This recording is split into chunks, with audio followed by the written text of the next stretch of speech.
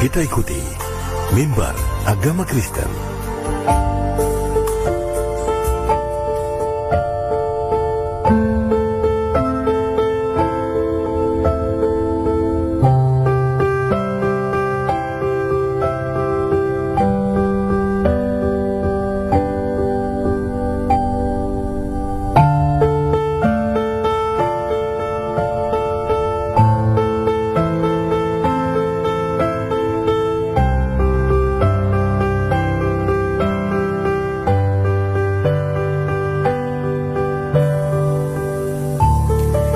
Selamat malam pendengar RRI yang kami cintai.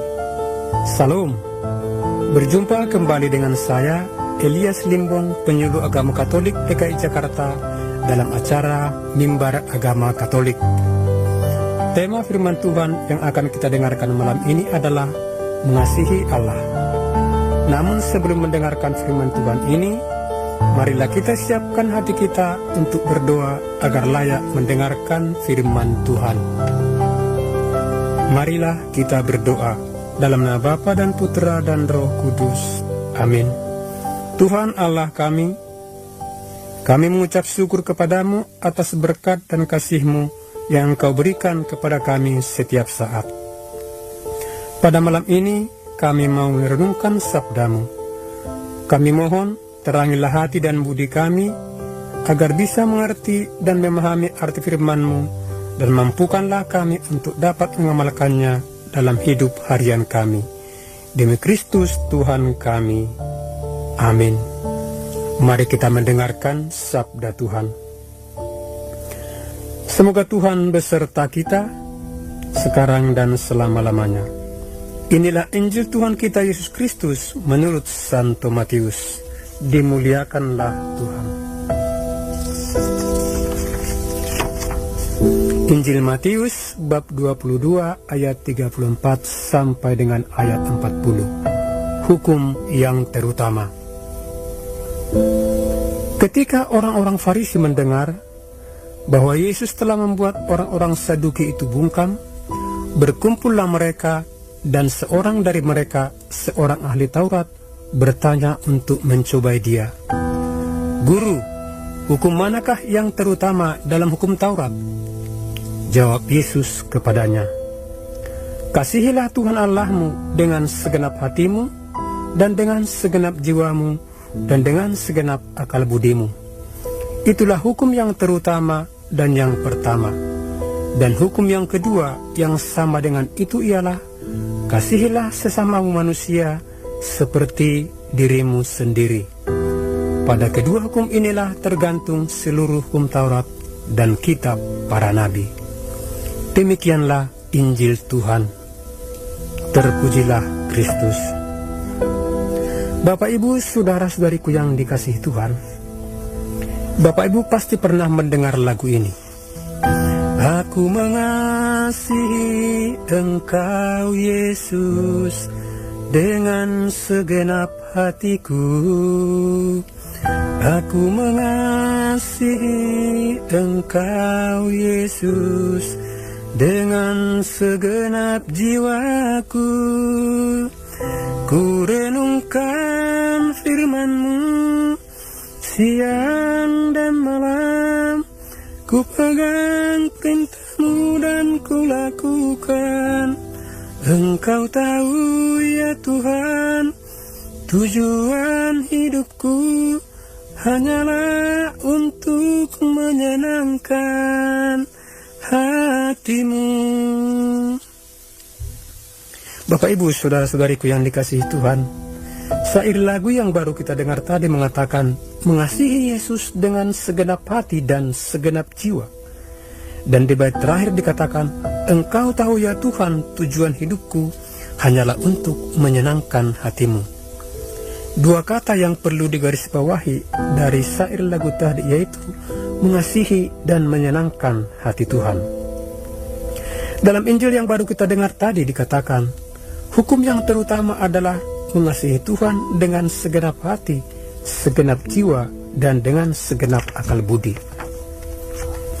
Lalu bagaimana sebenarnya mengasihi Allah dengan segenap hati, segenap jiwa, dan segenap akal budi? Dalam buku Menuju Kedewasaan Rohani, saduran dari saudari kita Siswanti dijelaskan demikian.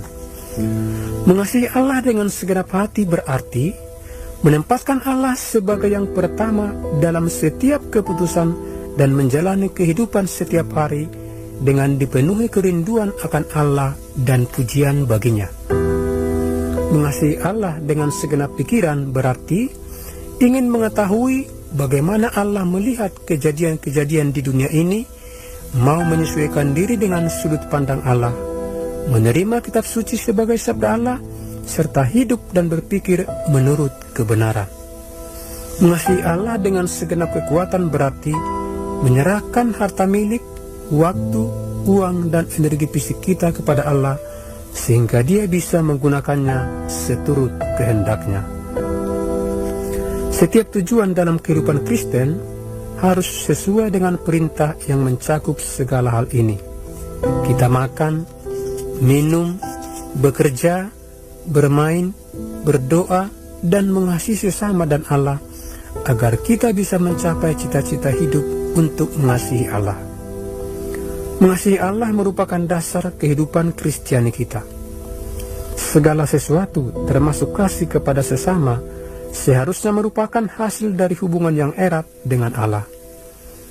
Pada kenyataannya, kita orang Kristen kadang-kadang meremehkan pentingnya mengasihi Allah karena kita mempunyai pengertian yang salah mengenai tujuan hidup orang Kristiani. Kita mempunyai tujuan hidup kita sendiri-sendiri dan mengarahkan semua daya upaya kita untuk mencapai tujuan itu. Kita mengejar harta benda, kenyamanan, penilaian baik dari orang lain, kemampuan dan pengetahuan, kuasa, prestasi, dan lain sebagainya. Walaupun tujuan serupa itu tampaknya memberi kepuasan, kita baru merasa benar-benar berbahagia apabila semua tujuan itu merupakan bagian dari satu cita-cita hidup yang lengkap dan utuh yang diperuntukkan bagi kita. Bapak, Ibu, saudara-saudariku yang dikasihi Tuhan, kita break sejenak, kita lanjutkan setelah berikut ini. 91,2 FM Pro 1 Jakarta. Pro 1 Jakarta.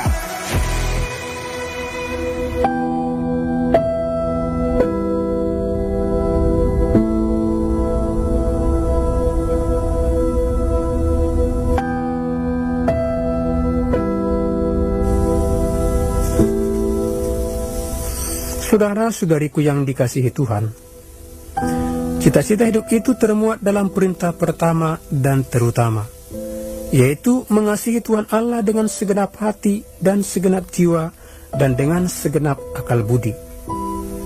Seringkali kita gagal mencapai cita-cita sejati kita karena kita beranggapan bahwa mengasihi Allah adalah suatu sarana untuk mencapai sesuatu dan bukannya tujuan akhir itu sendiri. Kita harus mengasihi Allah demi dirinya sendiri. Kita seharusnya mengasihi Allah bukannya agar mampu mengasihi sesama atau agar doa-doa permohonan kita dikabulkan oleh Tuhan.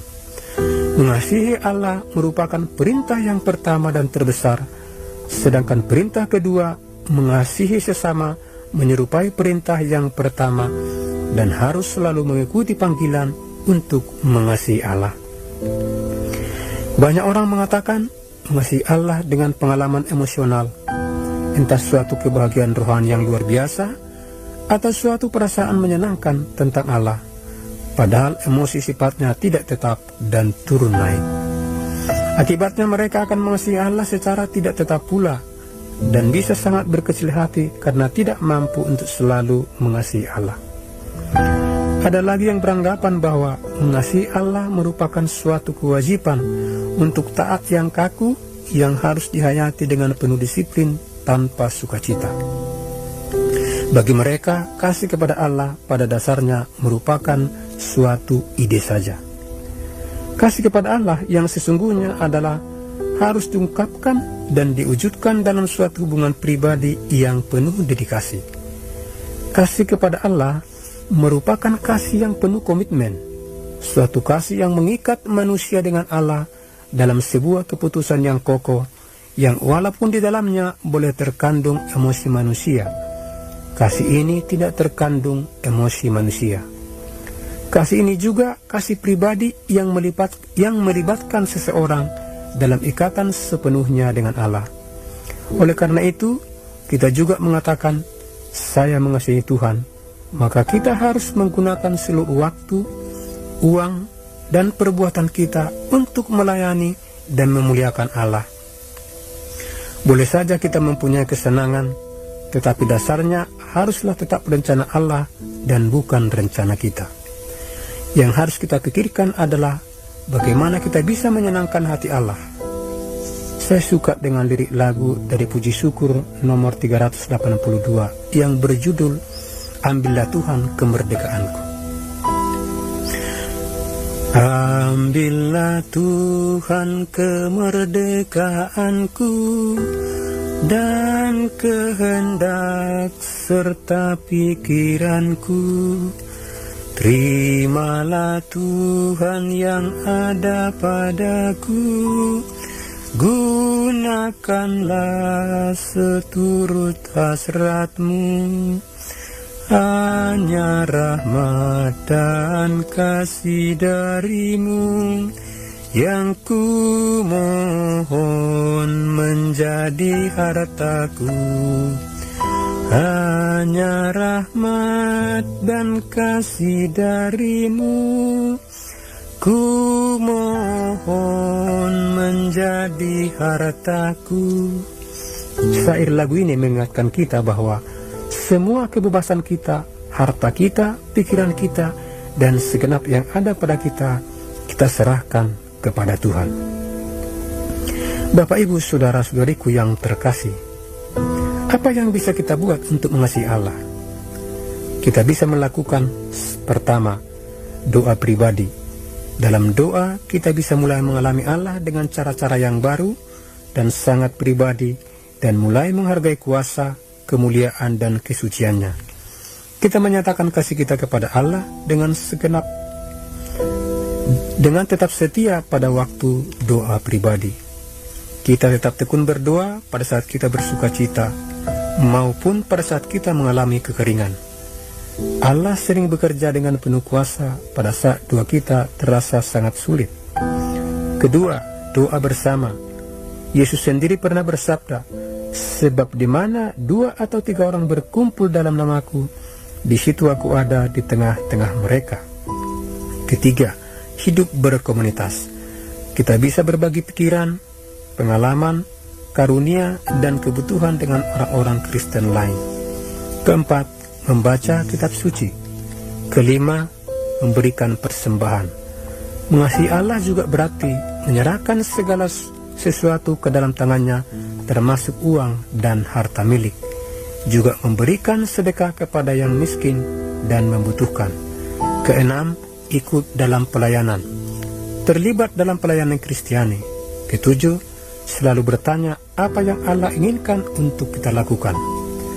Agar kita bisa bertumbuh dalam mengasihi Allah, kita harus percaya bahwa Roh Kudus hidup dalam diri kita dan mengubah hidup kita secara aktif.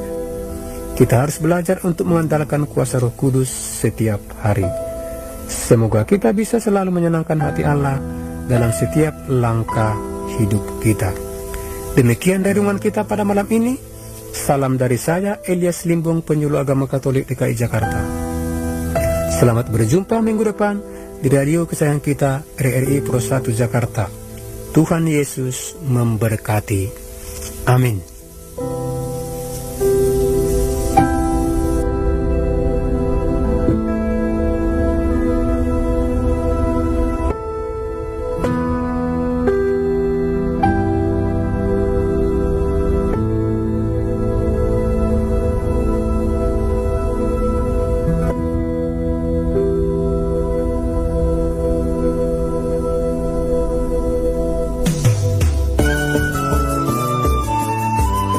Terima kasih. Anda telah mendengarkan Mimbar Agama Kristen.